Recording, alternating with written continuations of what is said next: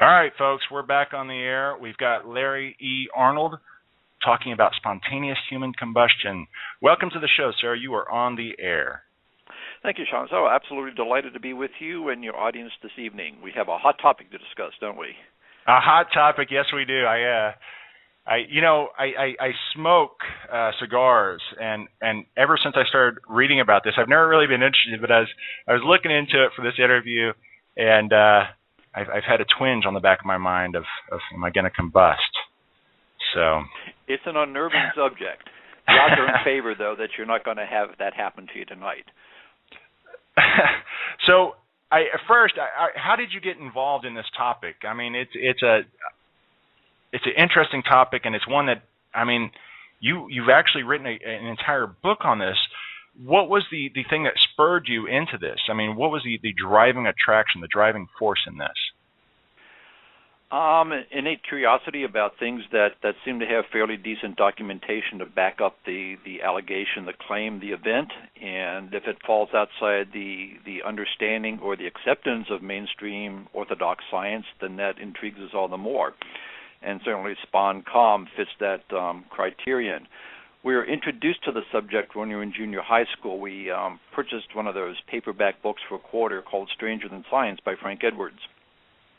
And in that book, Mr. Edwards wrote a chapter about the Cinder Woman, Mary Hardy Reeser, who he said, evidence contended, burned by spontaneous human combustion in St. Petersburg, Florida in 1951. Classic case at the time, generated a lot of headlines. But we never heard much more about it as we went through secondary school. And when we went to college, we asked some of our professors about it, and they had never heard of the concept of spontaneous human combustion. Did they look at you funny?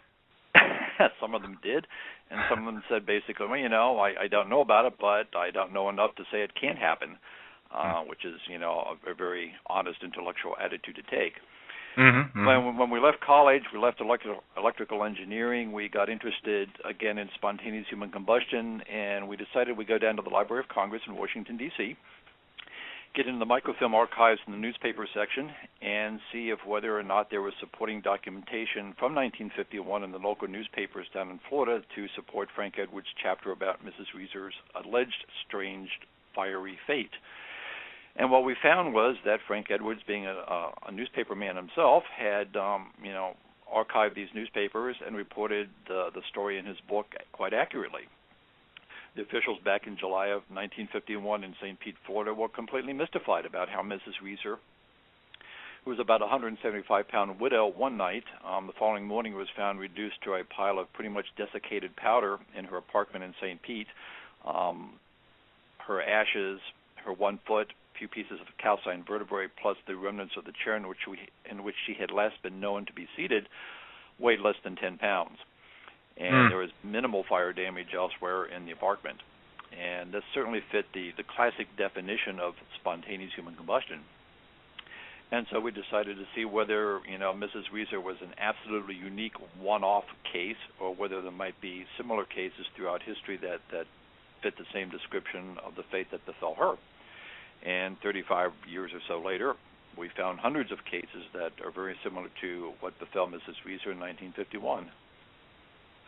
Now, a lot of people out there, I've got to ask, I mean, can you go into detail what spontaneous human combustion is exactly? I mean, I've read that there are a million different theories out there, but in a nutshell, I mean, it is where the body just burns. Is that correct, or is there a more in-depth definition to it? Yeah, great place to start. Let's give you our definition of spontaneous human combustion so that we all have a common ground from which to base the rest of the discussion, and we'll see where we go from here. Our definition of SHC is the phenomenon process whereby a person can smoke, blister, or otherwise combust in absence of contact with a known, identifiable, nearby external ignition source or burn agent. That is, the person burns, blisters, or smokes in the absence of contact with a flame, in the absence of caustic chemicals or radioactive material or high amperage or a nearby known radiant heat source. If you can rule out those common situations that can lead to burning of the flesh, then you need to look at spontaneous human combustion. Now, I've read, now with that definition, that rules out a lot of the more commonly, I should say, the orthodox explanations of it. I've read that there are alcohol poisoning, wicking, where if you drop, they say it's wicking if you drop a cigarette. I wish you would explain that one for me. Wicking, and then static electricity. But what you just said rules all of those out. Am I correct? We would certainly believe so. That's why we like to stick with that definition, so that, as we said, we all are working from common ground. You mentioned the wicking phenomenon, or the wicking theory to explain away spontaneous human combustion. That is by far the most prevalent theory that the naysayers, the debunkers, the so-called skeptics proffer as the explain away for spontaneous human combustion, something that they are really, really uncomfortable having to deal with. Now, how many times has this been documented throughout history? When did it begin? Oh, when did it begin? In our book Ablaze, we devote a chapter that looks at mythology and legends with an eye to maybe these being historically accurate accounts of some very strange phenomena involving burning of people. And if we accept those as based on historical fact, we have evidence for spontaneous human combustion going back thousands of years. In Ablaze, we document in excess of, I think the count is around 500 cases, maybe 400 in a book. We found more since the book was published in 1995. I think Ablaze contains about 400 cases that fit the definition of spontaneous human combustion in most cases. Wow. A couple of cases we report in the book that were alleged by other reporters, other investigators, journalists to be spontaneous human combustion, and we found evidence that found a prosaic, commonplace, albeit and oftentimes very bizarre situation, not spontaneous human combustion, but very strange fire deaths nonetheless. So we're not a mystery monger, as some of our critics allege. We're not looking to say everybody who burns up has to be a victim of spontaneous human combustion. That would be ludicrous. Unfortunately, in this country alone, about 4,500 people a year are fire fatalities. Very few, if any of them, resemble the classic case of spontaneous human combustion, i.e. like Mrs. Reeser or Dr. John Bentley, also here in Pennsylvania, or many other cases that we document in depth in our book Ablaze. Now, when we look at the classic, can you run over what the classic scenario is? I mean, it entails the fact that nothing else is burnt. That is part of it, isn't it? That's part of the classic scene, and thank you for using the adjective classic. What we're going to be describing next is how many people think of spontaneous human combustion. We found in our research that the phenomenon has a wide variety of aspects and presentations, so that, as we said in our definition originally, a person whose body will blister spontaneously is a victim of spontaneous human combustion, even though that person is able to talk about it and show the blister to a physician or to a next of kin, for example. But the classic case, what most people think of in spontaneous human combustion research, is a fire scene in which the body is almost wholly reduced to powder, desiccated ash, which normally in a retort would require temperatures exceeding 3,000 degrees for many hours uninterrupted. At the scene of classic spontaneous human combustion, the body is almost completely obliterated. Perhaps an extremity or two is left, a foot, a hand, perhaps the head, sometimes even shrunken, to indicate that the ash itself once belonged to a human body. The paradox there is that most people think this must require a tremendous amount of heat, and certainly it does in a crematorium's retort. But yet at a classic SHC fire scene, we do not find the evidence of extreme heat near the body. Stacks of newspapers, daybed linen, tar-based linoleum flooring, paint on the ceiling above the point of combustion where the individual incinerated, do not exhibit any kind of extreme heat or fire damage. That's incredible. You said something that just, it did actually send shivers up my spine, because, coincidentally, now a couple of years ago I did burn myself pretty good with some hot grease, actually on my stomach. But about 2.5, 3 weeks ago, I have no way to explain it. I mean, this is for real. No way to explain it. But just above where those burns occurred, I ended up with, it's about 1.5 inches long and about a 1/2 inch wide, that they were burn blisters. And I literally do not know how they got there. I did not burn myself. I did not drop ash on myself. I did not burn myself with more bacon grease. Mm-hmm. But I've got a scar it's still there. I don't know when it's going to go away. It was from about 2 weeks ago. So what causes that? I mean, let's get into the cause of this, because now I'm a little concerned. We're jumping from the frying pan right into the fire, so to speak. What causes spontaneous human combustion? You alluded to earlier there being a million theories. There may well be. We haven't come up with that many ourselves. Blaze documents or suggest about 120 different plausible, possible explanations for the different cases of SponCom that we document. We look at biochemistry, we look at bioelectricity, we look at quantum physics, we look at geotelluric energy patterns, because we have found in some cases, particularly in the United Kingdom, when we plot the locations of very bizarre fires involving humans, animals, and property on a map of the UK, a large percentage of those strange, anomalous fires fall along straight alignments. More than 80% of the cases that we would characterize as bizarre can be connected by straight alignments when plotted on a map. Some alignments extend for several hundred miles across the British landscape. So are we talking almost like a ley line energy, earth energy type thing? In that context, it's very there is certainly an analogy to the ley line concept, whereas leys connect megalithic sites and sacred sites, and some people, particularly dowsers and some geomantics, would suggest that we're dealing with a telluric, a real earth energy that geophysicists have yet to identify. We see a similar pattern involving pyrophenomena. We simply believe that's a different vibratory energy, but similar in nature and in concept to the ley line.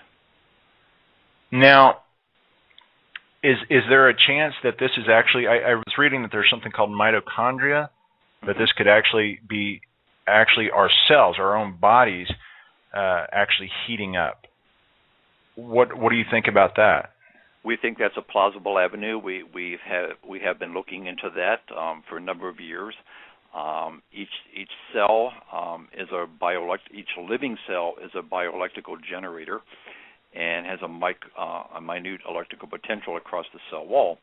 And if the mitochondria or some other factor in the cell structure would cause that electrical potential to discharge simultaneously through the millions or even billions of cells in the body, theoretically, we posit we could be looking at a very high amperage electrical surge in the body that the body's physiology simply could not transmit, and basically you're frying yourself electrically from the inside out at the cellular level. Now, these bodies, they burn hotter than what you would have in a crematorium. Is that correct? Well, we can't say the body burns hotter than the heat that a cadaver is exposed to in a retort. We simply have no evidence, sadly, from any on-scene investigator or researcher or observer when one of these rare fire fatalities occur with a pyrometer to measure what that temperature is. It may be a low heat, but something that, as we just discussed, bioelectrically or biochemically, it causes the body to do this and does not generate a lot of thermogenesis attendant to the phenomenon that dehydrates the body's cellular structure.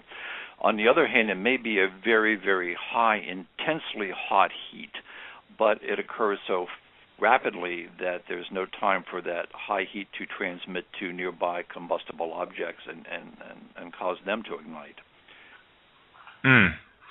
Now, would you share with us a few of the more infamous incidences, or the more The ones the skeptics would characterize as infamous. Sure, please. We'd be delighted to. Let's preface one of the cases. In fact, it was the case that after Mrs. Reeser got us personally intrigued by this phenomenon and set us on a new career direction. We discussed earlier the human wick theory that allays the belief in and the need to believe in spontaneous human combustion. There's a world-renowned international forensicologist named Dr. Mark Benecke, and he has written and he has told us face-to-face that in his alleged investigation of 200 alleged cases of spontaneous human combustion, he has never found a case in which the internal organs of a burned corpse are damaged more severely than the outer parts of the body. He has said that to us, and he has written that in print. And based on that observation or claim of his, he rules out spontaneous human combustion because the practical observation, he says, is that is proof that combustion can never start from inside the human body. Therefore, these people do not spontaneously combust, but they are victims of the wick effect in which they've dropped a cigarette on themselves, or an arson murderer has doused them with gasoline and torched the body and walked away, and hours later the body slowly smolders into dry powder. Our response initially to that is if that were indeed the case and it was so easy to burn a body in that fashion, crematorium operators would not be spending $100,000 on a retort and buying 50 or 60 gallons of fuel oil to incinerate their customer.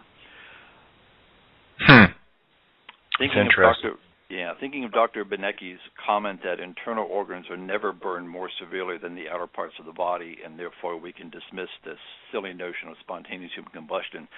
Let us come back to your question and share with you and your listeners the case of Dr. John Bentley. He was a retired physician, 92 years of age, back in December of 1966, living in north central Pennsylvania, our home state. On the morning of December 5 of that year, Don Gosnell, a meter reader for the local gas company, walked up, knocked on Dr. Bentley's front door, entered the home, and went down to Dr. Bentley's basement to read the gas meter, as he did every month. Don Gosnell was an active firefighter in the community of Coudersport at the time, and when he was walking down the hallway of Dr. Bentley's home, he noticed that there was a strange, kind of sweet-smelling smoke in the air. He couldn't quite place, didn't think a whole lot more of it. When he was down in the basement, having finished reading the gas meter down there, when he turned, he noticed that in the floor of the earthen basement was a pile of ash about 5 inches in height, 14 inches in diameter, he told us.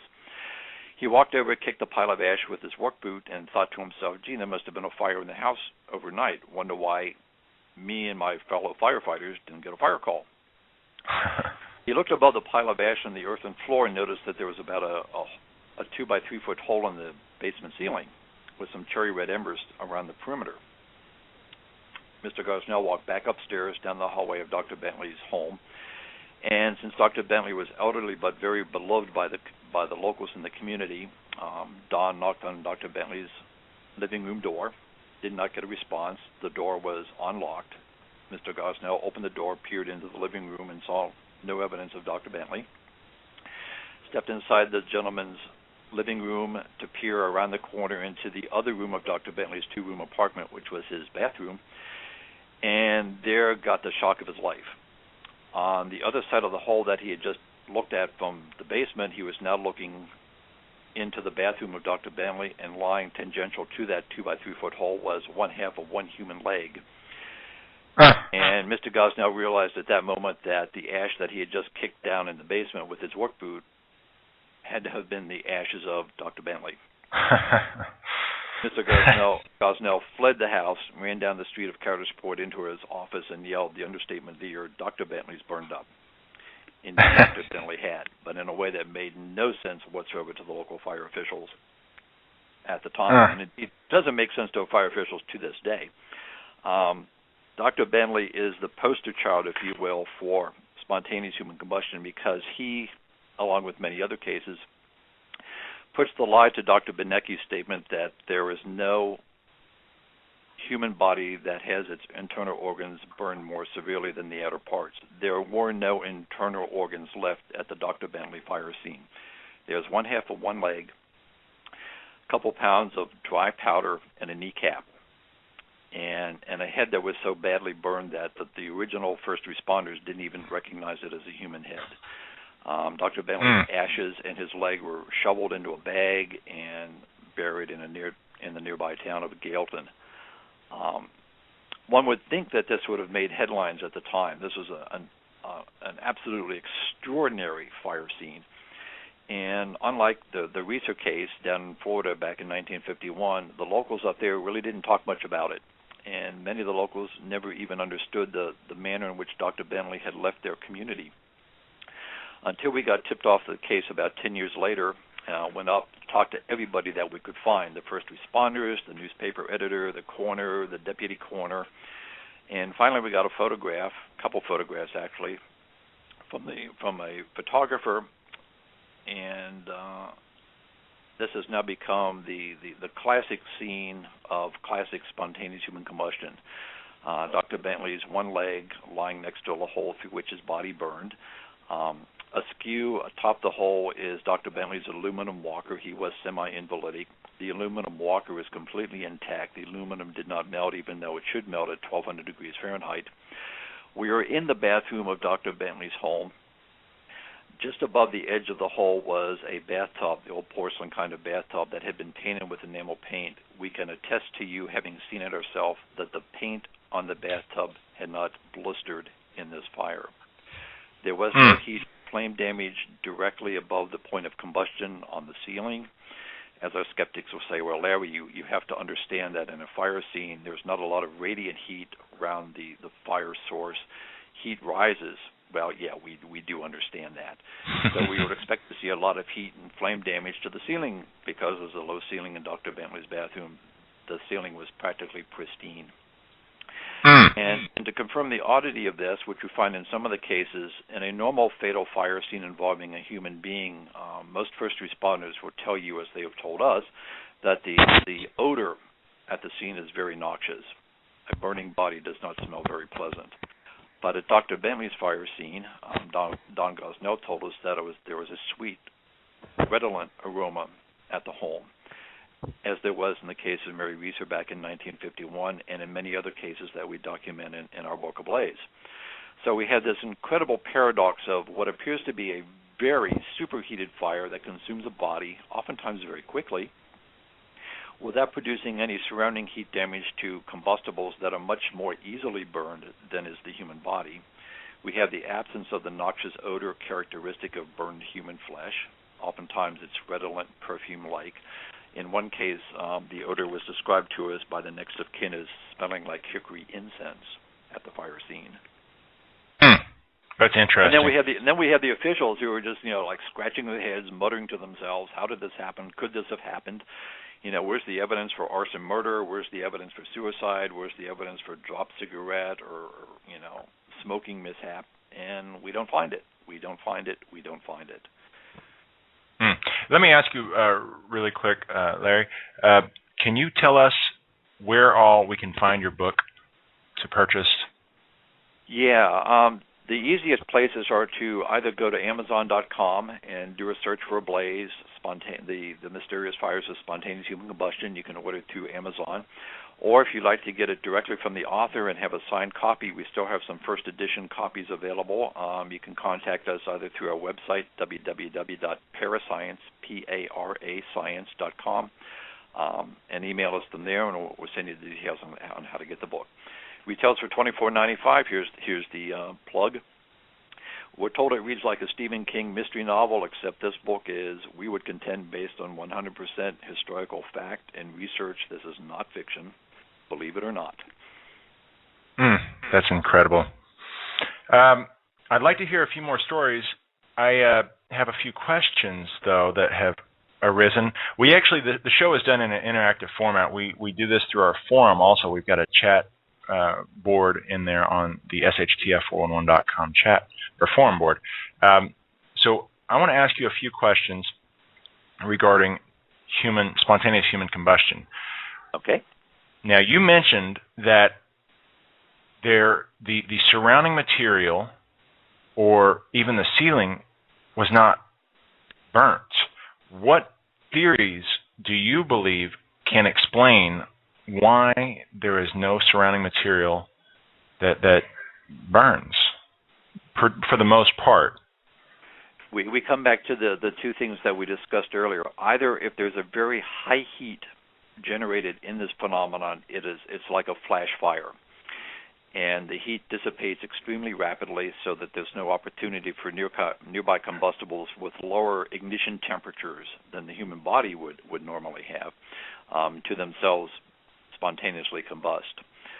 Or it's a type of energy that simply does not lend itself to igniting combustibles,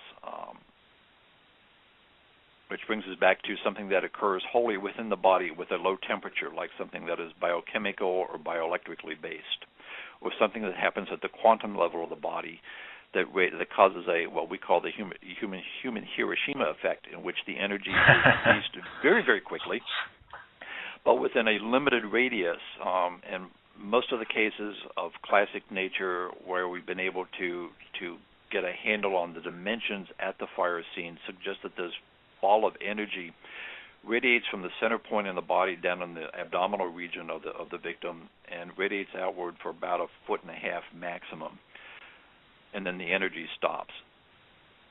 So whatever is beyond the radius of that fireball never becomes impacted or affected by the heat that consumes the body itself from that point of origin within the body. How fast would you estimate? You're talking about burn times or actually burn speeds.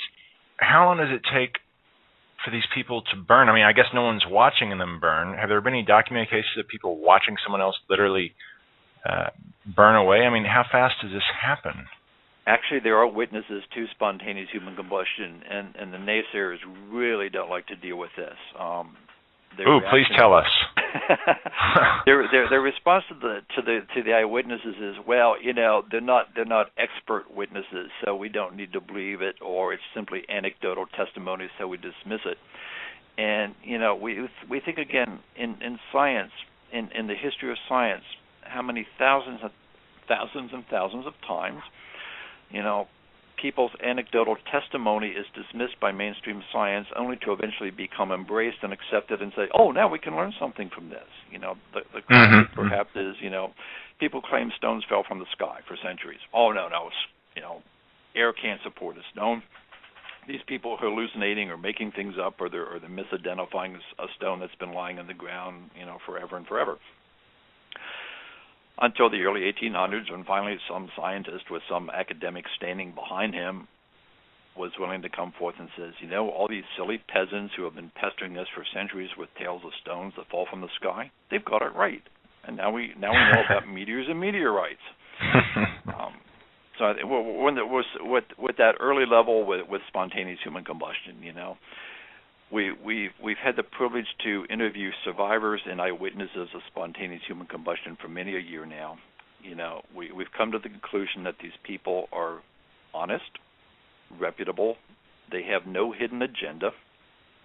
They have the courage and the honesty to come forward and tell us about a situation that they have either seen or experienced personally that is bizarre, is strange. For some of them, it's been incredibly frightening. But without hearing from them what it feels like to know that the body is suddenly beginning to smoke or to blister or to heat internally from within for no one understood reason, is the only way that researchers such as ourselves are going to be able to someday fully understand and appreciate just how this phenomenon can happen, and therefore come up with means by which it might be able to be prevented from happening to others. So what's it like? People have told us that it can feel like an electrical tingling sensation in the body. It can feel like something inside their body is suddenly becoming very hot and moving up their spinal column towards their shoulder, as in the case of an Ohio housewife back in the mid-1990s, Kay Fletcher. It can be what happened to Peter Jones in 1980, one October day twice. He experienced his body suddenly begin to erupt in plumes of smoke, the first time witnessed by his wife Barbara. The second time it happened to him while he was alone in his automobile. Peter Jones is one of those amazing individuals, able to remain incredibly calm under fire. He kind of brushed the smoke off and went about his business, never really thinking about much of what had happened to him until he saw us discussing the case of Dr. Bentley and other classic examples of SponCom on the ABC program That's Incredible back in 1980, at which point he and his wife Barbara contacted us and told us their amazing story of partial spontaneous human combustion. How do these survivors put themselves out? I mean, do they have to literally put themselves out, or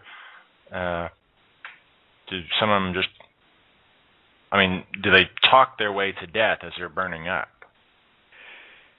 For the survivors, they're pretty much mystified and don't really do anything conscious or physically to attempt to stop the smoking or the heating. The phenomenon ends of its own accord, which is why we have survivors to tell us what it was like. For the fatal cases, we don't know. Were they aware of what was happening to them, and did they try to take some constructive, corrective, preventive action to stop the situation that was developing within their bodies? Or did it happen so quickly that they were completely unprepared and unaware of what happened to them? We have a strong intuitive sense that in some instances, particularly like in the Dr. Bentley case and some of the really extreme classic cases, whatever is the causative mechanism, it happens so quickly, so spontaneously, that the nervous system in the body has no time to react and transmit signals to the brain. So the person is completely oblivious to the fate that is rapidly, engulfing them. The man you were just discussing, you said Peter James? Peter Jones. Jones. Did y'all examine his body? Did he have a medical exam? Was there any documented damage or phenomena that they could actually scientifically document? Peter Jones, 2 cases, had no physiological damage to his body caused by the smoking. And this is one of the really bizarre cases. What biochemical or bioelectrical process in the body would cause the body to exude something that looks to the observer, and in this case 2 observers, Peter and his wife Barbara, appears to look like bluish white smoke. We're still looking for the answer to that. In other cases, there's a metaphysician from British Columbia who experienced second-degree burning of her body, blistering. She would tell us her body would become so hot that she had to literally soak it in ice water because she was afraid that the burns were going to become more severe. In her case, it was witnessed by a nurse and physicians, but they had no, other than to characterize the burns as indeed burns. They would suggest that she must have been near a hot radiator, or somebody had brushed her with a lit cigarette, all of which she steadfastly denied, of course, because those situations were not present. We're left with mysteries, and that's what spontaneous human combustion is at this point, a really intriguing, baffling, burning, flaming fate that belies common sense and understanding at this time. Are physicians or other scientists, do you have a list of people looking into this? My question that comes to mind is, in the cases where they've got body parts with ashes, have there been chemical analyses done to those body parts or the ashes to look for abnormalities? That's a great question. It's one that has been very frustrating to us because, with one exception that we know of, that kind of toxicological work has never been done. In the Dr. Bentley case, when we got the death certificate, it said that Dr. Bentley died by asphyxiation. And our question immediately upon seeing that to the deputy coroner was, where's the trachea? You can't determine asphyxiation without a trachea. And he says, well, there was no trachea. It was part of the ashes. So, a lot of times we found in our research that death certificates are supposedly legal documents that would stand up in court as to cause of death really aren't supportable. We have yet to find a death certificate that says spontaneous human combustion. The closest we've come is a case involving a British derelict in 1974, Mr. Bailey, who was found in a stairwell on the first floor of a tenement building with a bright electric blue-colored jet of flame jetting from his abdomen. And this was witnessed by the firefighters who were called to the fire scene. And this gets back to the skeptics that we mentioned earlier. They say, well, when you have witnesses to these alleged cases of alleged spontaneous human combustion, Larry, you have to understand that they're not professional firefighters, they're not experienced witnesses, so we can dismiss their anecdotal testimony. Well, in this case, Jack Stacy was a fire brigade commander. He and his fire crew stood there and amazed, aghast, looking at this jet of flame, and those are Jack Stacy's words to us, a jet of flame with force emanating from the abdomen of Mr. Bailey, who was probably dead already. They dumped his gut full with the contents of a few fire extinguishers, eventually quelled the jet of blue flame. Because Mr. Bailey, by all accounts, was dead already when the fire crew arrived, we wish they had left the event unfold naturally to see just whether he would have been consumed by this energy, to the full extent that Dr. Bentley and Mary Reeser were. But we'll never know that. But whatever, if you want to dismiss the expert eyewitness testimony of a fire brigade commander in England, who else can you believe at these fire scenes? You can't believe anybody.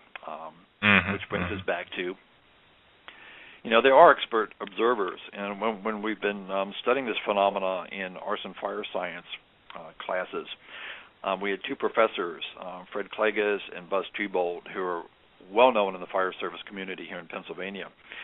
And their collective wisdom to us was, one, always be prepared for the unexpected, to be open-minded, which is very sage advice in any endeavor. They said to always be able to defend your assessment of a fire scene, and we would support that as well. And certainly Jack Stacy was able, professionally to support his observation at the Robert Bailey fire scene. And thirdly, these two fire investigators told us to enjoy and respect a challenge and believe as spontaneous human combustion as a challenge, both the phenomenon itself and dealing with the naysayers and the debunkers who will come up with some really silly, outrageous explanations that are even more bizarre than SponCom itself, just so they don't have to deal with the concept. I'm listening to this and I'm hearing you mentioned blue flames. I've been reading that there are blue flames, and something that comes to mind is it possibly that they're not seeing blue flames, but it's actually, you were mentioning like ley lines and earth energy. Are we potentially seeing almost like maybe a lightning effect, or is that possibly even an electrical energy that people are seeing? Quite likely. One reason we've discussed repeatedly tonight with you, the evidence that oftentimes there appears to be not much radiant thermal heat energy associated with these events. And when we use the term flame, we're using it in the broadest context. Oftentimes we believe these quote-unquote fires are not an oxidation-type blaze, which is what you get when you strike a match or when you fire up a gas burner. But rather we're looking at, again, something that is electrical or plasma in nature, or, as you suggest, perhaps associated with the ley line type of energy, something that is telluric, an energy in the planet that sometimes, certainly not always, breaks forth, emanates, and interacts with three-dimensional matter as we recognize it. We do have a case in a book where a lady was burned in the midst of four fellow women in northern Italy, struck down by what appeared to be an energy that was indeed emanating from the ground beneath her feet when the five of them were walking home from toiling in a field one day. In that case, the lady in the middle just basically, according to the eyewitnesses of the four ladies surrounding her, literally exploded in flame, and body parts were flying around.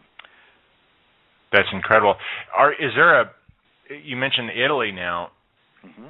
Is there a pattern? I mean, is this a phenomenon that only happens, let's say, obviously I can't say, does it only happen in the Western Hemisphere, but is it something that's relegated to, say, North America and Europe. Is there any kind of pattern that you've been able to trace as far as you were talking about the straight lines and such, but I mean, are there actual geographic hot spots that you mentioned cases in Pennsylvania and Florida?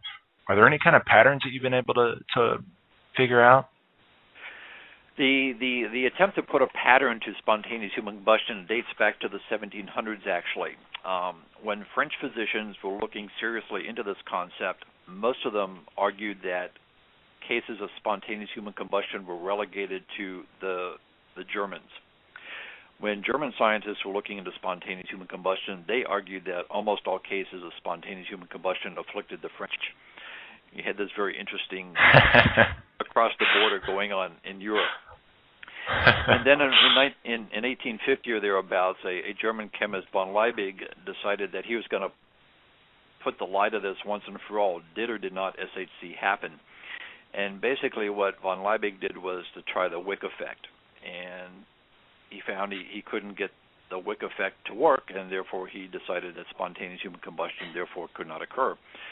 And his judgment has pretty much grounded SHC into dust, if you will, ever since, until our research came along. And what we have found is that while there are indeed many cases attributed to the French, some fewer cases that we've been able to attribute to the Germans, the greatest number of cases per capita of this phenomenon appears to have been occurring in the United Kingdom, Scotland, England, Wales.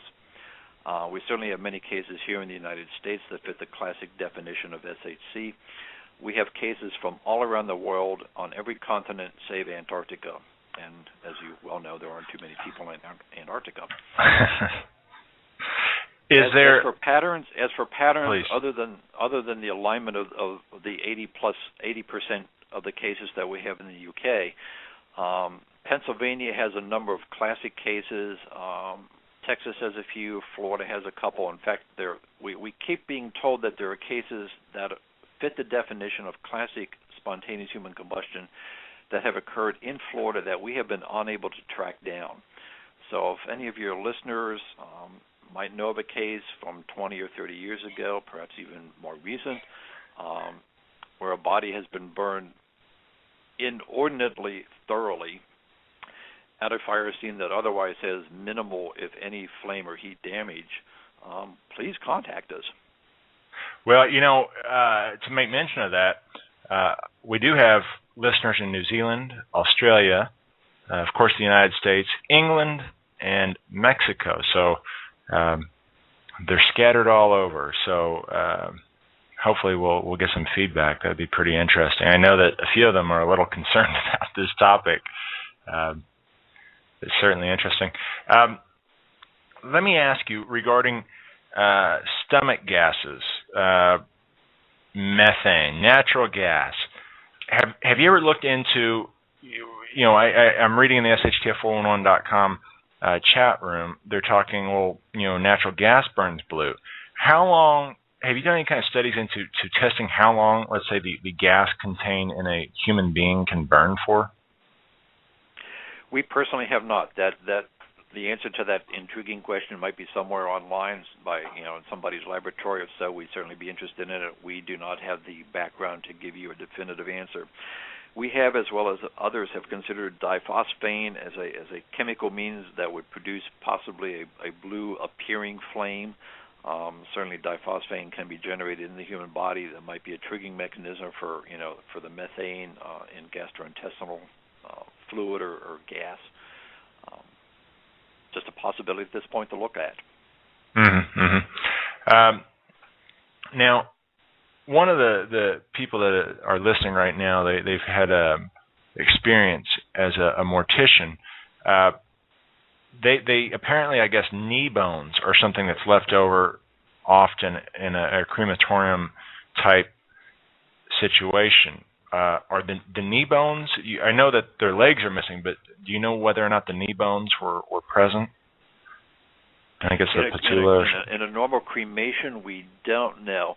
We do know that what comes out of the retort is not the proverbial dust and ash, but bone fragment, which is then put in a cremulator, which mechanically grounds the bone fragments into powder that's put in the urn to give to the next of kin.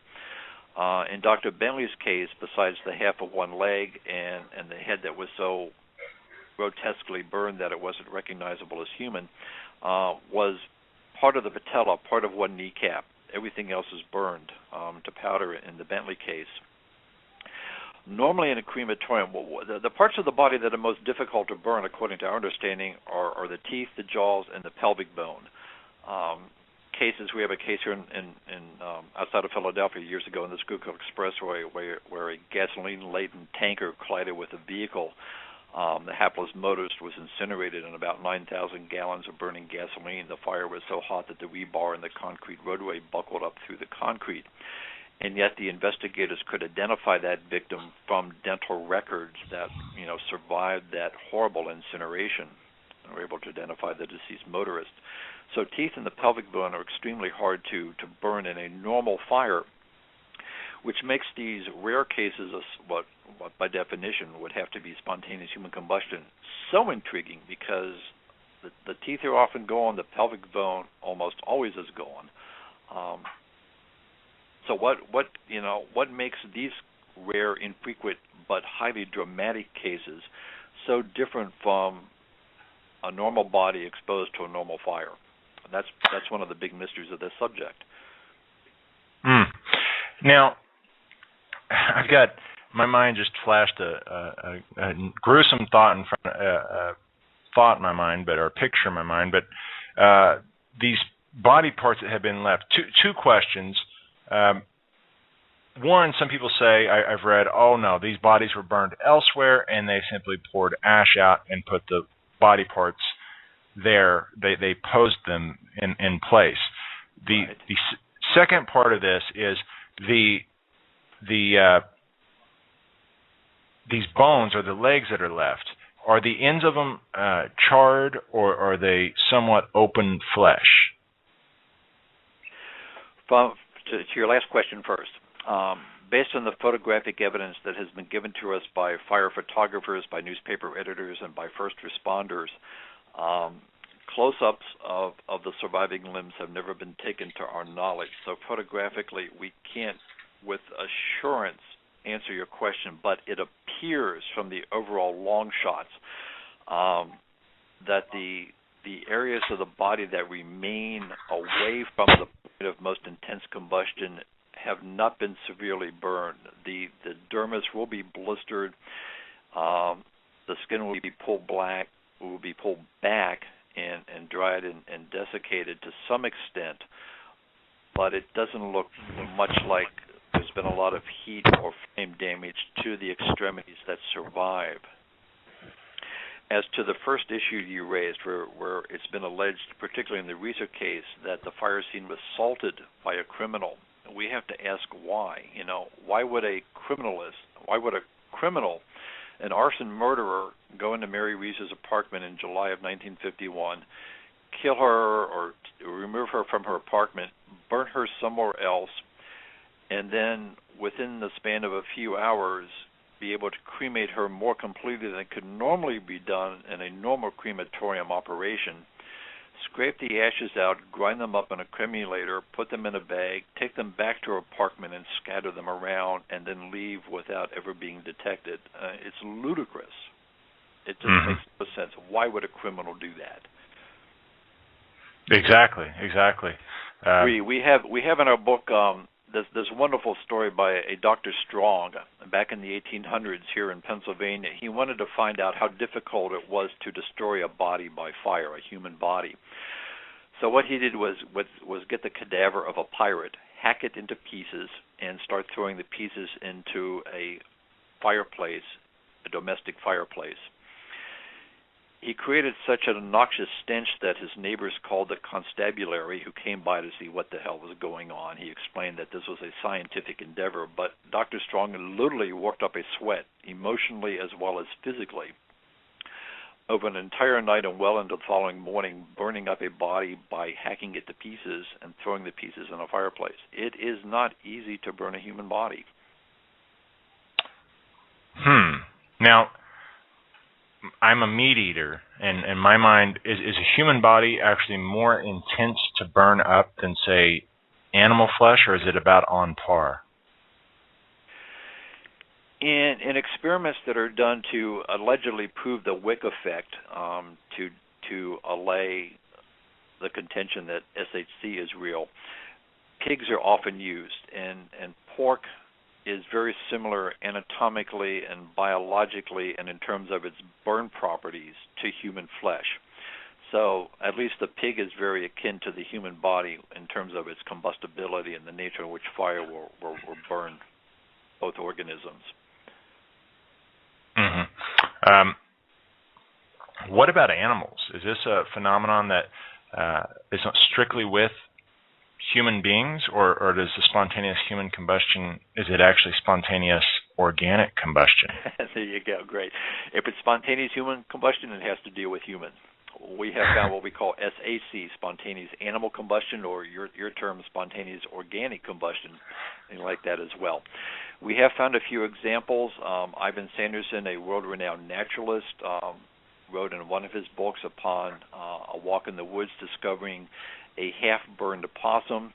Being a naturalist as well as a Fortean, he investigated. He tried to find any kind of an external ignition source that would have caused half of a possum to incinerate in the middle of the woods. He could not find anything. Possibly a case of spontaneous opossum combustion. We have a few cases that we mentioned in our book involving cats, dogs, a sheep, and possibly a bovine, a cow. Interesting enough, in a case from Wales back in January of 1980, Henry Thomas burned up classically in terms of spontaneous human combustion near his hearth in his home in Wales, which we learned after the fact fell upon a ley line a fire lane that we had earlier plotted on our maps by identifying that line, linking some other cases of SHC that we had previously known about. So by following that alignment of strange fires actually led us, in a sense, to a new case of SHC, that of Henry Thomas. The skeptics said that some of the residue from the blaze that was lying over the hearth grate had to be meat that Mr. Thomas had been cooking in his fireplace, and when it was analyzed, it was found to be human. It was found to be bovine. Very interesting case. You asked earlier about whether any remnants of bodies have been analyzed. We didn't complete our answer to your question there.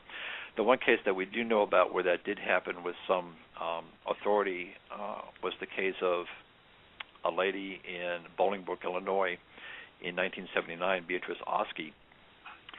When the fire marshal, Vince Calcagno, found out about that case when he came back from a weekend vacation, he took a great interest in it because it belied everything he understood could have burned the body in that fashion. He had the limbs of Mrs. Oski analyzed. There was a fair amount of her body left in that incineration. And what he discovered was, A, there was no evidence of an accelerant. In other words, she was not the victim of an arson murder. And the tox came back and said there was also no blood left in the limbs of her body, which he thought was quite curious. That's the case in which the next of kin told us the house smelled like hickory incense when the next of kin returned. Mm-hmm. Can you actually share with us a little bit more in detail? That's an interesting story. Can you kind of share with us somewhat what occurred there? Well, the Oski case is intriguing because the local firefighters took an intense interest in the case and were very generous with their time in sharing their time, their expertise, their fire files on the case with us over several days when we went out to meet with them. And this is something else that we do. When possible, we actually go to the fire scene. Even if it's years later, we sit down with those who were first responders to get their firsthand recollections. We're not going back to newspapers. We're not looking for source stories. We try to go to the original documentation, the original sources, the first responders whenever possible as we conduct our research. because we were certainly by that time willing to give a lot of credence to the concept of spontaneous human combustion, we were looking at the Oskey case a little bit differently than did the first responders in Bolingbrook. Clocks in the house and a watch on Mrs. Oskey's forearm had stopped, if memory serves, at about 12:15, and the fire was actually discovered just shortly after 12:30 on Thanksgiving weekend, 1979. And the first responders were, as they were talking to us, they thought, well, you know, this fire must have occurred over 12 hours. That's a fairly long time. Maybe she smoldered for 12 hours, which is what the wick effect would call for. But they were still perplexed by the degree of incineration, the lack of significant heat damage overhead, a lot of other problems at the fire scene. And to them that they were assuming that her wristwatch stopped at 12:15 a.m. and the body was discovered at 12:30 p.m. approximately. And we mentioned to them, you know, and it was interesting to watch Vince Calcagno, the fire marshal at the time, just as we were about to suggest that this watch stopped not at 12 hours earlier, but perhaps stopped at 12:15 p.m., about 15 minutes before the fire scene was discovered. He himself was arriving at the same conclusion. It's possible, we cannot prove this, nor can anyone else that we know of involved in that amazing case, that Mrs. Oskey succumbed to an amazing internal combustion within 15 minutes, but it's most unlikely she had 12 hours to do it. In another case that is important to our research, so important that we devote an entire chapter to it in a book, happened here in Pennsylvania in 1964 outside of Philadelphia. This is the Helen Conway case. And Mrs. Conway, a widow, and several of the victims in our database are widows or widowers, for whatever that might be worth. She was discovered one Sunday morning in November of 1964 in a room filled with very dense black smoke when the firefighters arrived. They brought in the smoke ejectors and quickly discovered that Mrs. Oskey was now basically reduced to a pair of lower legs propped up against the front of her easy chair in a corner of the room. The rest of her body was pretty much amorphous ash, unrecognizable, barely recognizable as a human body. A jewelry bracelet was still dangling from the bone of her left wrist. Minimal fire damage elsewhere. In fact, the fire chief, the deputy fire marshal, and the fire photographer all told us that there was no fire damage directly above the chair in which Mrs. Conway herself incinerated. What is so intriguing to us and so important about the Conway case historically is the time factor. As we said earlier, those who promote the wick effect say that these victims slowly smolder in their own body fat over many hours. In the Conway case, we don't have that luxury, unless you want to disbelieve all the first responders with whom we were privileged to interview and find the details of this case. In sitting down with Bob Meslin, the fire photographer who later became the fire marshal in Upper Darby Township, where Mrs. Conway met her flaming fate, he told us from the time that the alarm was called in, and Mrs. Conway had supposedly been spoken to by her granddaughter just moments before that happened, until the fire department arrived, the smoke was cleared, and the fire photographer could begin his work. No more than 21 minutes had elapsed. They have put that in writing to us. What we learned in sitting down with Bob Meslin was that 21 minutes included the time for him to go leave the fire scene, go home, get his camera, come back to the fire scene, have the smoke ejected, and then he could start taking photographs. If you subtract the time for all those things to happen, then we're down to a maximum of 6 minutes from the time that Mrs. Conway was known to be alive until the fire crew first arrived at the fire scene to find a room full of black smoke but little else. In other words, no serious open flame. And once again, in that case, besides the incredible importance of that time factor, we have firsthand testimony from the fire responders telling us that there was no acrid stench of burned flesh present at the fire scene when they arrived. That's incredible. It is incredible. Absolutely incredible. You know, to go off on a limb here, there are two thoughts running through my mind right now. I believe that the Catholic saints always have a you've been describing a hickory or a sweet smell, and I'm just sitting there thinking, is this, is some of the legend behind the saints of having these aromatic type smells to them? Is it related to this? And then the other thought that's running through my mind is the classic tales of vampires burning up in sunlight. Have you ever tried to connect this at all? These call them legends to possibly modern day phenomena that we still don't understand? We have not pursued the vampire association that you mentioned, but we certainly have looked into the historical basis that we find in Catholic theology about incendus amoris, the odor of sanctity, the sweet smell, and a chapter in Ablaze to this very subject where saints, holy people have experienced intense internal burning, sometimes associated with that sweet smell, and its association with spiritual awakening or broader levels of consciousness. We think that is very important to understanding the mechanism that underlies some cases of classic spontaneous human combustion. We need to look at the spiritual aspect of this phenomenon, as well as the biochemical and the bioelectrical. We think that plays a very important role in some of the cases. That's interesting. Now, speaking of that, you've mentioned the widows. You just mentioned spirituality. Have you looked into the demographics or the age, the sex, the weight, the religions?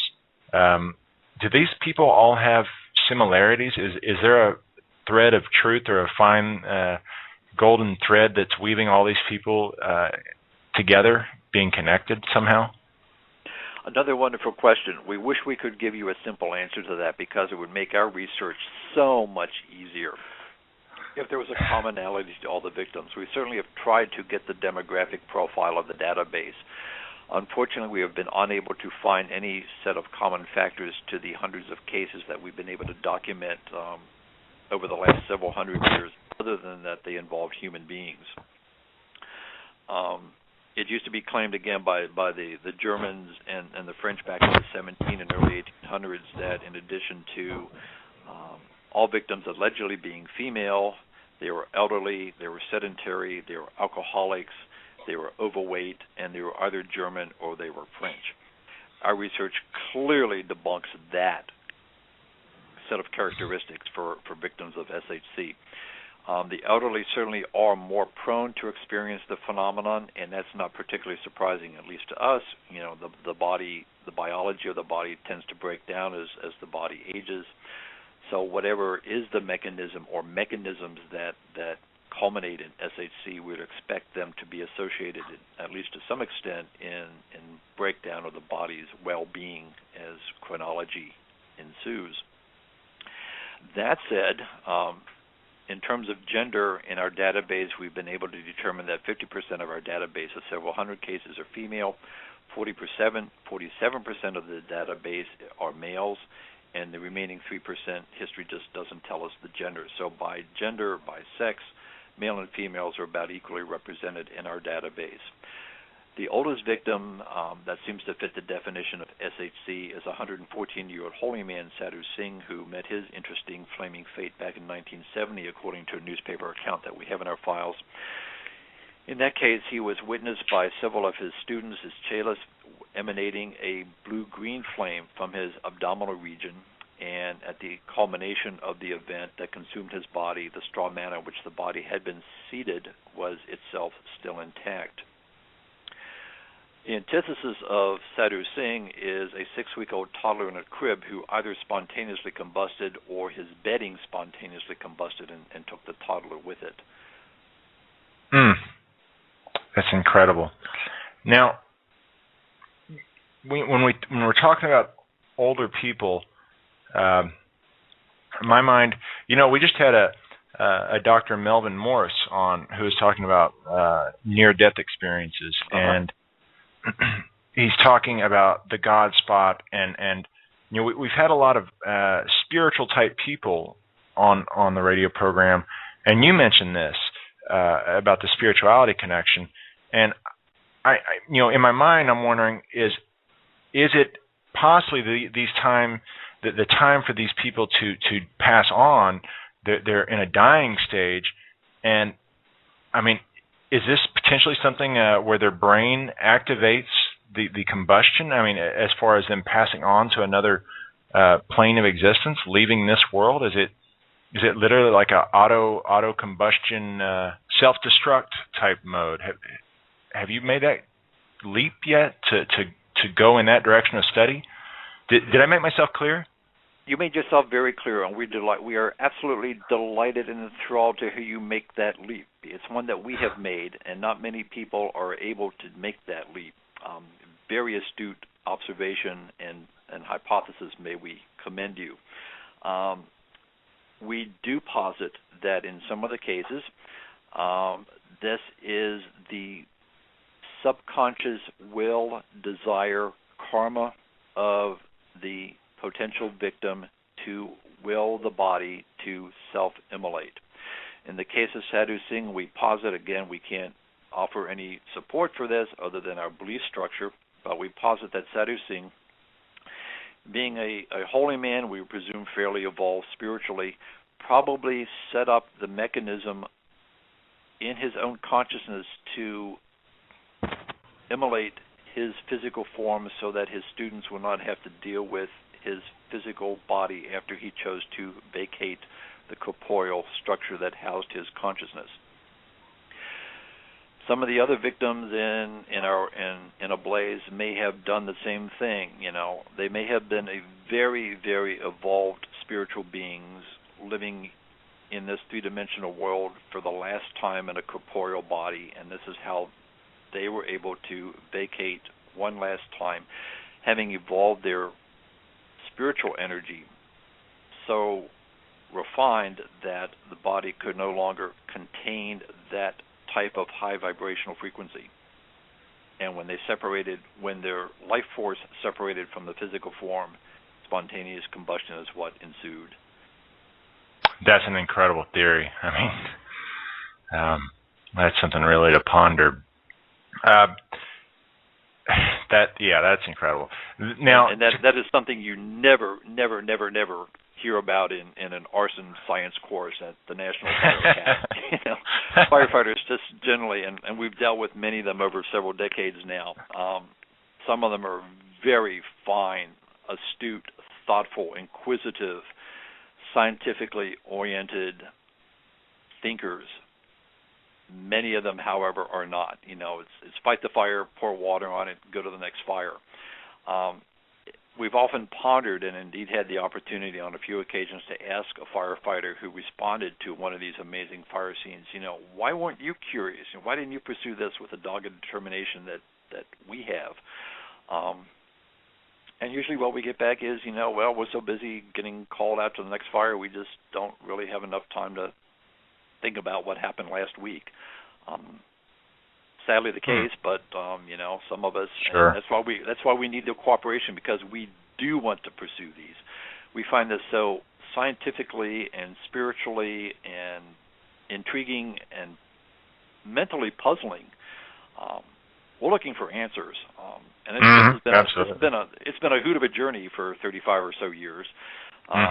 To track down these cases. We've been blessed to meet with some very fine firefighters and first responders and lots of people in the medical community who are open-minded, who are willing to tell us, Larry, we don't have a clue about this, but, bless your heart for pursuing this, and maybe someday we'll all come to an answer. Now, I want to clarify it's a question, and then I want to give the clarification to it. I guess it's a two-part question. These flames, these people that self-combust, they seem, the people that are afflicted with SHC, they seem to have the flame originate from the abdomen. The first part of that, is it always the abdomen where it originates from? And then the second part of that question is you said y'all did do experiments with pigs. So have you tried to start a fire in a pig's abdomen to see if it spreads? I love that last one. No, we haven't. Let's go to the first one. Does it always appear to originate in the abdomen? In the classic cases, usually yes. In the survival cases, oftentimes not. Now, as to have we ever attempted to ignite the abdomen of a pig? We have not.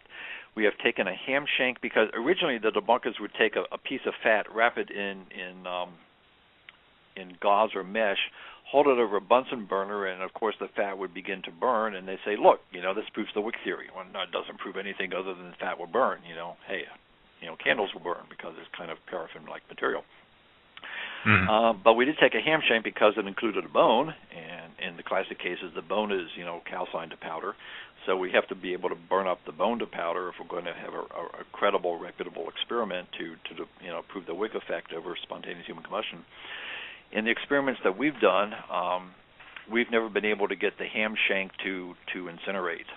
After an hour of burning a ham shank that was marinated for a year in a mix of brandy and vodka and whiskey, the fire went out, even though it had copious amounts of oxygen to fuel the combustion, and we were left with a ham shank that was still wholly intact. In the experiments involving a whole pig that have been done for programs like Is It Real on National Geo and on several TLC and Discovery programs, in one case the experimenter poured gasoline on the pig to fuel the flames of combustion, which we screamed bloody hell about that. Our victims, we don't have an accelerant, and the experimenter initially claimed that he needed the accelerant to raise the heat of combustion necessary so that the fat would begin to render out of the pig. And that experiment and many others that he has done have taken many, many hours. The pig has never been fully consumed. And in several experiments, the pig has actually, led to a room, a near flashover condition in the burn chamber. Everything is burning up, and fire suppression equipment has been rushed in to quell the blazing inferno. And yet that researcher will stand there at the end of his experiment and say, look, I proved the wick theory. No, you didn't. You disproved the wick theory. At least in terms of applying it to spontaneous human combustion classic cases. Absolutely. I've got a couple questions from the members at the SHTF411.com chat room. Now, clarify if I'm wrong, but didn't you disprove that? Is alcoholism a prime link with the victims, or is that not the case? It's present in some victims. Other victims are teetotalers. Dr. Bentley, for example, did not drink alcohol. George Mott, another classic case of SHC that happened in upstate New York in March of 1986. We devote a full chapter to his case, the first time the case was ever publicly discussed at length. He was a retired firefighter, of all things, very, very cautious about fire in his domicile. He was not a consumer of alcohol. We do consider alcohol as being a possible cause for some of the cases in that it will break down body tissues in a way that can lead to combustible byproducts. The debunkers, of course, say, well, alcoholics are drunk in a drunken stupor and simply aren't aware that they've fallen into the fireplace or dropped a cigarette on their lap. But, that certainly is true. But does it lead to spontaneous human combustion? Those types of fires happen all too frequently in this country and around the world, and we don't have hundreds and thousands of cases of ashen bodies because people have dropped cigarettes on themselves annually. It just doesn't happen. If it does happen, we're overlooking a lot of cases. Sure. Now, have you done statistical odds? There are people that say spontaneous human combustion is caused by ball lightning. Have you ever looked at the odds? I mean, what do you think of the ball lightning theory involved in this situation? Ball lightning, plasma-type orbs are definitely a mechanism by which spontaneous human combustion has occurred and can occur. Will it explain all the cases? Absolutely not. But it will explain some of them, and we document some of those cases in our book Ablaze. What are the odds? What are the odds of seeing ball lightning, let alone being struck by it? Extremely small. Until about 2 decades ago, we believe ball lightning is one of those phenomena witnessed by who knows how many people, reported by who knows how many people, but steadfastly obligatorily debunked and dismissed by mainstream science. It didn't fit neatly into their clean box of official science. Yep, they didn't like the box because it fell outside the box. They would not allow it into the box until fairly recently. Now we can replicate, or we can produce ball lightning in the laboratory. Wow, it's cool. It exists. Well, yes, it's existed for a very long time. You guys just didn't recognize it. Now, in your studies, have you ever looked into the people that can claim to generate heat through their hands at will?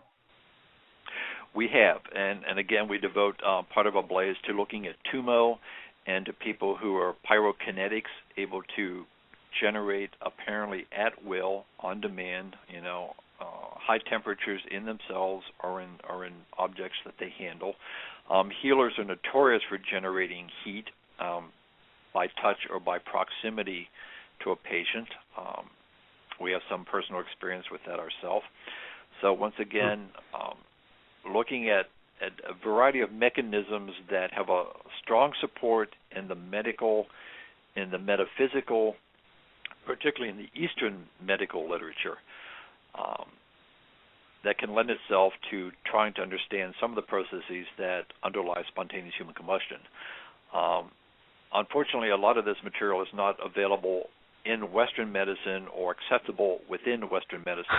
There are exceptions, of course, as you probably know. One that we know about is Dr. Lee Sanella out in San Francisco, who looked at Kundalini and transcendence, and how this Kundalini energy, well known within the Eastern medical community, can be studied within the context of Western medicine. And Kundalini is another one of those quasi-electrical energies that all living human beings possess, we believe, that can in some cases become so out of balance that it can cause the body's thermogenesis to rise very, very rapidly, and probably is another mechanism by which some cases of spontaneous human combustion can best be explained. Now, for the record, from what I'm hearing so far, I'm an absolute firm believer in this now, and I do lean toward, you're talking about the Kundalini, and we were talking about a higher spiritual self. I'm really believing that this is the predominantly a spiritual aspect of a expanded mind. But I want to ask a few more questions in regards to physical conditions that could potentially cause this. Now, these are from the chat room on the shtf411.com forum board. Do you see body oils or greases on the body having a contributing effect to SHC?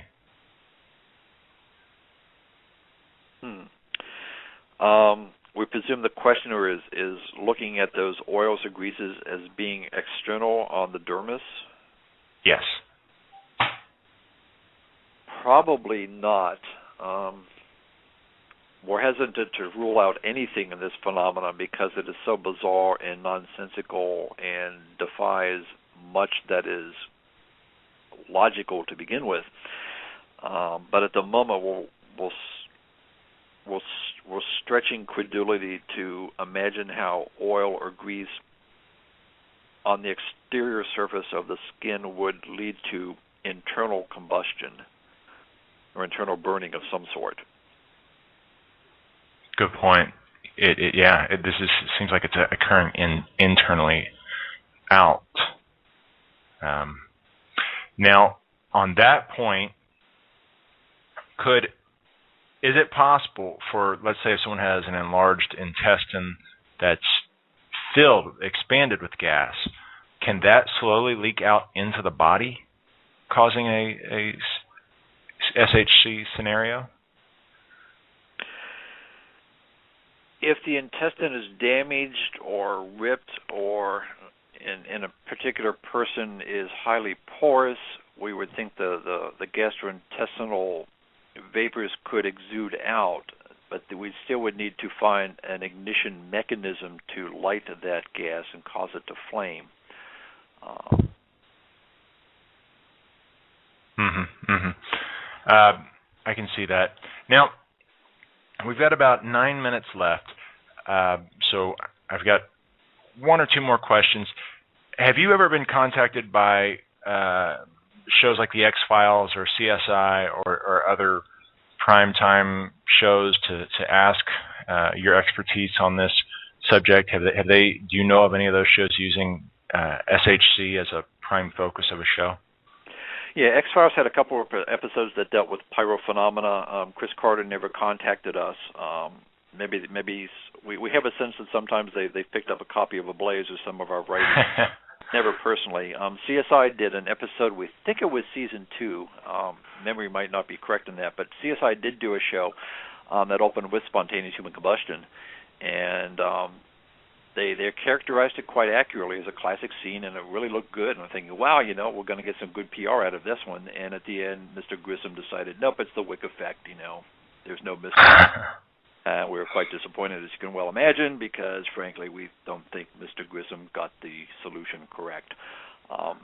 We have certainly not seen the Wick effect proven. In fact, one of the promoters, may we say, of the Wick effect has actually lied on camera about the alleged success of his experiment. If you have to misrepresent your science to promote your claim is bogus. I agree. Absolutely. So, with your studies, where are they taking you now? I mean, are you planning on a book in the near future, or where is this going now? I mean, to me, I see a sequel based off the spirituality aspect of this, because after talking to you, that's what I'm coming away with, is that this is some kind of internally caused process. Well, we'll have to give that some consideration. Appreciate the inspiration, perhaps. That would probably have to come out as fiction only. We don't know anyway at the moment that we could, take that premise and put it in the laboratory under controlled conditions to prove that spirituality has a direct association with spontaneous human combustion. But as fiction, it could work really well. Certainly, we continue to be in contact with researchers around the planet, some real clear-thinking individuals who have some interesting concepts based on their own considerations and musings about SponCom and other Fortean phenomena. Where this leads at this point is probably anybody's guess. We never thought we would have 35 years of our life devoted to this one subject, but as we said earlier, it's been an amazing adventure, and we have learned so much, and we enjoy sharing what we've learned so far with individuals like you, particularly clear thinkers like you, who pose some very thoughtful questions to us. We've enjoyed this interview immensely. Thank you. I appreciate that. Now, we have, at the end of the interviews, we have the charity that you want to promote. Will you go ahead and plug that charity for us? This is an absolutely wonderful concept. This is the first show that we've done in hundreds and hundreds of radio interviews that has ever come up with a charity to promote based on the speaker's interest. And we do have one for you. It's called Bunny People. Bunny as in bunny rabbit. Here in Harrisburg, there is a Bunny People group that rescues domestic rabbits that are thrown out on the street by care tenders who no longer decide that they want to give care to a rabbit. We foster it, we spay and neuter it, and then look for an adopted family that will give it the proper care and love and shelter that domestic rabbits deserve and warrant. Bunny People can be reached at P.O. Box 6441, Harrisburg, Pennsylvania, 17112. Or you can go to our website, which again is Parascience, PARAscience.com, and email us through the website, and we'll certainly be able to get you in touch with the people who are deeply involved in Bunny People. We have had pet rabbits ourselves for a number of years, have one right now. They make tremendously wonderful indoor pets. They have individual personalities just like dogs do. Can't say cats. Maybe cats, but certainly dogs have individual personalities. Rabbits do too. And they make wonderful indoor pets. And Bunny People is a wonderful organization that shelters and readopts rabbits out to loving homes. So that's the charity for you. And thank you for giving us the opportunity to do that. I love that. I love the idea of buddy people. That's an interesting. It's a noble charity. Um, yeah, it is. All right. Before we go, will you give us your information, your website, where we can learn more about this, and please. Absolutely. It is parascience.com.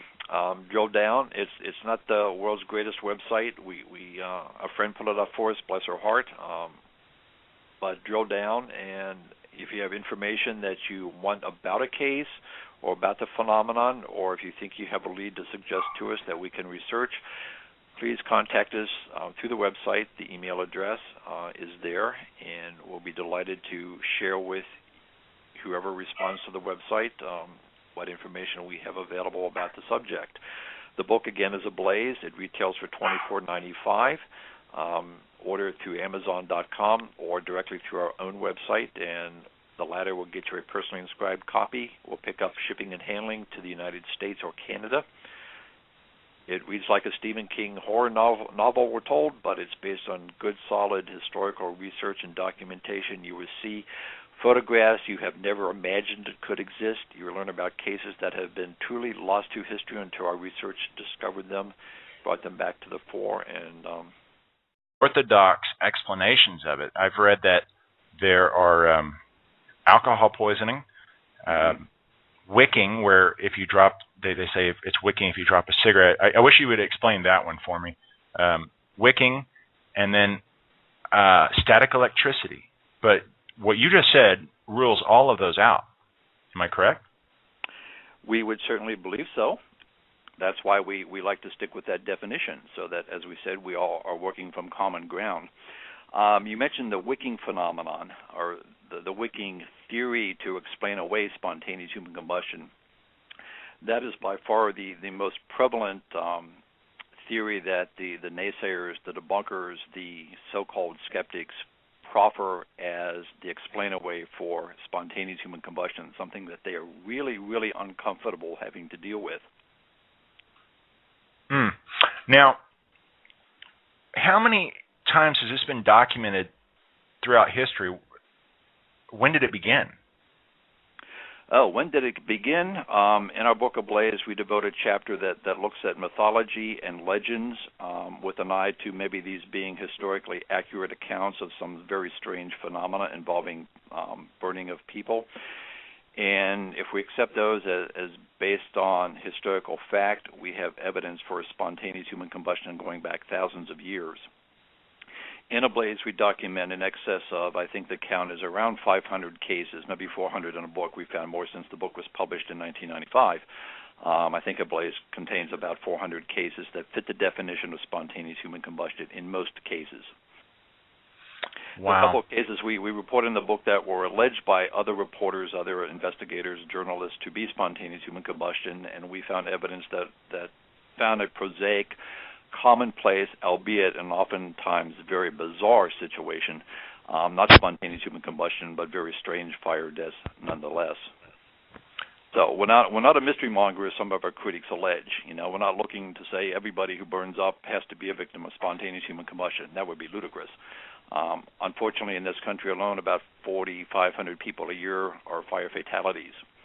Very few, if any of them, resemble the classic case of spontaneous human combustion, i.e. like Mrs. Reeser or Dr. John Bentley, also here in Pennsylvania, or many other cases that we document in depth in our book Ablaze. Now, when we look at the classic, can you run over what the classic scenario is? I mean, it entails the fact that nothing else is burnt. That is part of it, isn't it? That's part of the classic scene, and thank you for using the adjective classic. What we're going to be describing next is how many people think of spontaneous human combustion. We found in our research that the phenomenon has a wide variety of aspects and presentations, so that, as we said in our definition originally, a person whose body will blister spontaneously is a victim of spontaneous human combustion, even though that person is able to talk about it and show the blister to a physician or to a next of kin, for example. Was an absolutely unique one-off case, or whether there might be similar cases throughout history that fit the same description of the fate that befell her. And 35 years or so later, we found hundreds of cases that are very similar to what befell Mrs. Reeser in 1951. Now, a lot of people out there, I've got to ask, I mean, can you go into detail what spontaneous human combustion is exactly? I mean, I've read that there are a million different theories out there, but in a nutshell, I mean, it is where the body just burns. Is that correct, or is there a more in-depth definition to it? Yeah, great place to start. Let's give you our definition of spontaneous human combustion so that we all have a common ground from which to base the rest of the discussion, and we'll see where we go from here. Our definition of SHC is the phenomenon and process whereby a person can smoke, blister, or otherwise combust in absence of contact with a known, identifiable, nearby external ignition source or burn agent. That is, the person burns, blisters, or smokes in the absence of contact with a flame, in the absence of caustic chemicals or radioactive material or high amperage or a nearby known radiant heat source. If you can rule out those common situations that can lead to burning of the flesh, then you need to look at spontaneous human combustion.